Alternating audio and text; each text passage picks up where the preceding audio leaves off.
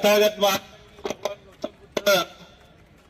परमपूज्य बोधिसत्व भारतरत्न विश्वरत्न डॉक्टर बाबासाहेब आंबेडकर, राष्ट्रपिता क्रांतिबा ज्योतिराव फुले, रयतेचा राजा छत्रपती शिवाजी महाराज, आरक्षणाचे जनक छत्रपती शाहू महाराज, साहित्य सम्राट अण्णाभाऊ साठे यांच्या विचारांना आणि कृतींना सर्वप्रथम अभिवादन।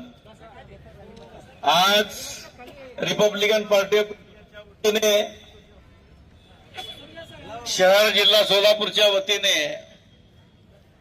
डॉक्टर बाबासाहेब आंबेडकर चौकातील आंबेडकर पुतळ्याजवळ महाराष्ट्र सरकारने घेतलेल्या निर्णयाच्या विरोधात भव्य प्रमाणात निदर्शने करण्याचं या ठिकाणी आयोजन करण्यात आलेलं आहे।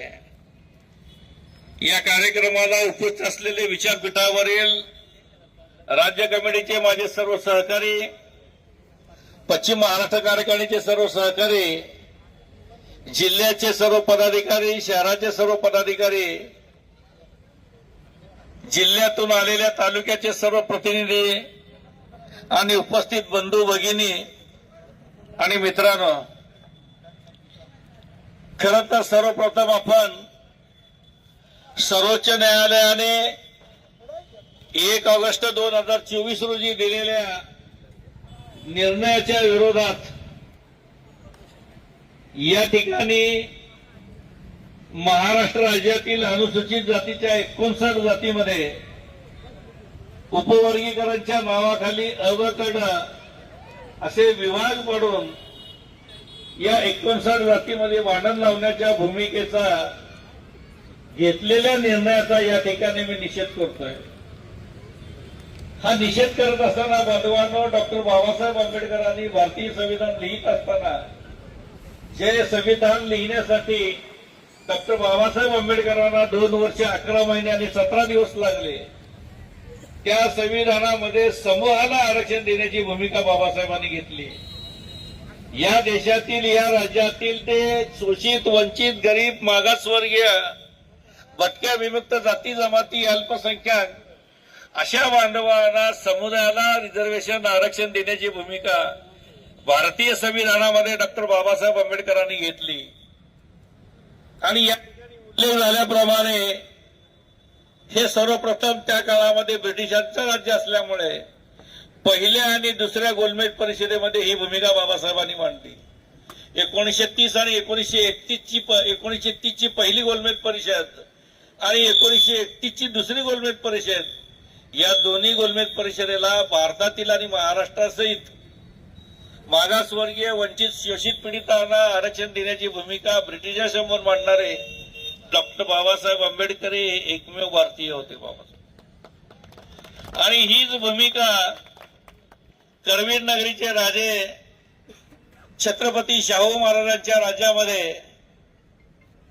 1902 साली 50% आरक्षणाची भूमिका शाहू महाराजांनी त्या ठिकाणी जाहीर केली। आणि ही भूमिका शाहू महाराजांनी जाहीर केल्यानंतर करवीर नगरीमध्ये लिंगायत समाज असो, ब्राह्मण समाज असो, मागासवर्गीय समाज असो, मुस्लिम समाज असो, या सर्वांना 50% आरक्षणाची भूमिका आरक्षणाचे जनक छत्रपती शाहू महाराजांनी घेतली। आणि ही भूमिका घेत असताना शाहू महाराजांनी प्रत्येक जातीसाठी वसतिगृहाची सोय करून विद्यार्थ्यांना शिक्षण देण्याची भूमिका घेतली।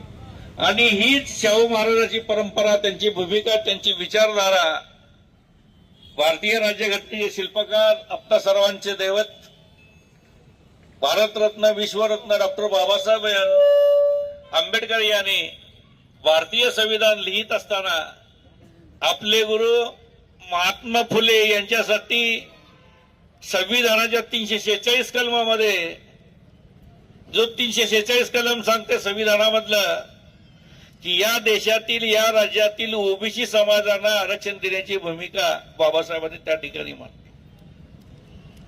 त्याबरोबरच आपले दुसरे गुरु छत्रपती राजर्षी शाहू महाराज यांची आरक्षणाची भूमिका बाबासाहेबांनी भारतीय संविधानामध्ये मांडली।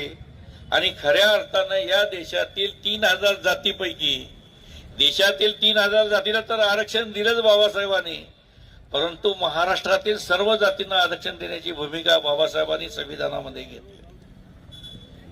1950 साली दिलेलं हे संविधानातील आरक्षणाची तरतूद 2024 पर्यंत गुन्ह्या गोविंदाने आणि जवळजवळ अनुसूचित जातीच्या 59 बांधवांना 13% रिझर्वेशन देऊन आरक्षण देऊन त्यांची प्रगती करण्याची भूमिका या संविधानाच्या माध्यमातून या ठिकाणी सुरू झाली. बांधवांनो, 14 ऑक्टोबर 1956 साली डॉक्टर बाबासाहेब आंबेडकरांनी नागपूर या ठिकाणी बौद्ध धर्माची दीक्षा घेऊन पूर्वीच्या महार समाजाला शिक्षित बनवलं. बौद्ध धर्माची ज्यांनी ज्यांनी दीक्षा घेतली त्या काळामध्ये बाबासाहेबांसोबत 5 लाख अनुयायांनी, त्याच्यामध्ये महार होते, त्याच्यामध्ये चांभार होते, त्याच्यामध्ये मांग होते, अशा सर्वांची आर्थिक प्रगती बाबासाहेबांच्या धर्मांतरामुळे झाली, बाबासाहेबांनी दिलेल्या आरक्षणामुळे झाले. जो समाज शिकला तो टिकला. आणि ही भूमिका 56च्या अगोदरच्या महार समाजाने, 1956 नंतरच्या नवबौद्ध समाजाने आरक्षणाच्या माध्यमातून असेल, बौद्ध धर्माच्या माध्यमातून असेल, आपली आर्थिक प्रगती करण्याचा या ठिकाणी प्रामाणिक प्रयत्न केला. त्यांनी आपल्या घरातील 33 कोटी देवांना बाबासाहेबांच्या सोबतच पाठवून दिलं. परंतु अनुसूचित जातीतील काही आपले बांधव आहेत, त्यांनी देव सोडला नाही, त्यांनी धर्म सोडला नाही, आणि जे देव आणि धर्माच्या नादामध्ये गुंतून राहिले अशा लोकांना आता सध्याच्या शासनातील काही मंडळी त्यांना विश्वासात घेऊन महार विरुद्ध मांग किंवा महार विरुद्ध इतर अशा पद्धतीचं जातीमध्ये भांडण लावण्याचा प्रयत्न या उपवर्गीकरणाच्या माध्यमातून या ठिकाणी सुरू झालेला. आम्ही संख्येने मोठे 2011ची जातीय जनगणना बघितली तर आमचं 84 लाख 2011च्या संख्येमध्ये बौद्धांची लोकसंख्या आहे आणि जवळजवळ 6.5% आरक्षण आम्हाला त्या जनगणनेनुसार मिळतंय. मग 13% जर 7.5% आम्हाला मिळालं तर राहिलेले 6% कुणाला देणार मित्रांनो? 58 जातीला मिळेल का? मग कुणाला 0.5, कुणाला 0.2, कुणाला 0.3 अशा पद्धतीचं वर्गीकरण राहिलेल्या 6% होत आहे. म्हणून आपल्या सर्वात मोठा बांधव म्हणून ज्यांच्यावर संविधान संरक्षणाची जबाबदारी बाबासाहेबांनी दिली अशा 56च्या अगोदरचा महाराणाती 56 नंतरचा बौद्धांनी हे सर्व 59 जातीला एकत्र ठेवून हे 13% भांडण लावण्याची भूमिका शासनाने थांबवावी अशा पद्धतीच्या विनंती वजा निवेदन या निदर्शने, मोर्चे, धरणे, आंदोलनाच्या माध्यमातून आम्ही महाराष्ट्र शासनाला करीत आहोत. बांधवांनो, खरी सुरुवात झाली बार्टीपासून. डॉक्टर बाबासाहेब आंबेडकर शैक्षणिक आणि संशोधन संस्था बार्टी या संस्थेच्या माध्यमातून बौद्धांचं शिक्षणाचं प्रमाण वाढलं, बौद्ध PhD धारक वाढले, एका घरात 10 वाढले. हे महाराष्ट्राच्या माजी उपमुख्यमंत्र्यालाही सहन झालं नाही. आणि मग सर्व सवलती, सर्व फायदा बार्टीच्या माध्यमातून मागासवर्गीयामध्ये फक्त बौद्ध घेतात अशा पद्धतीच्या अफवा इंदिरा आसोरे नावाच्या मातंग केली. आणि त्याला सपोर्ट म्हणून त्यावेळेस बार्टीचे जे संचालक होते सुनील वारे, या दोघांनी मिळून खऱ्या अर्थानं बार्टीचा सत्यानाश करण्याची भूमिका या ठिकाणी घेतली. बार्टीमधून महाज्योती निघाली बाजूला, जे ओबीसी बांधवासाठी आहे. बार्टीमधून सारखी संस्था निर्माण झाली ती मराठा बांधवासाठी आहे. आणि बार्टीमधून आता अण्णाभाऊ साठेंच्या नावाखाली निघालेली आरती संस्था ही मातंग SC मधून त्याला फोडण्याची भूमिका या 2 अधिकाऱ्यांनी या ठिकाणी घेतली. आणि हे दोन्ही अधिकारी संघाचे अधिकारी असल्याचं या ठिकाणी आविर्भावामध्ये त्यांनी या बार्टीचा सत्यानाश केला, मागासवर्गीय भांडण लावण्याची भूमिका घेतली.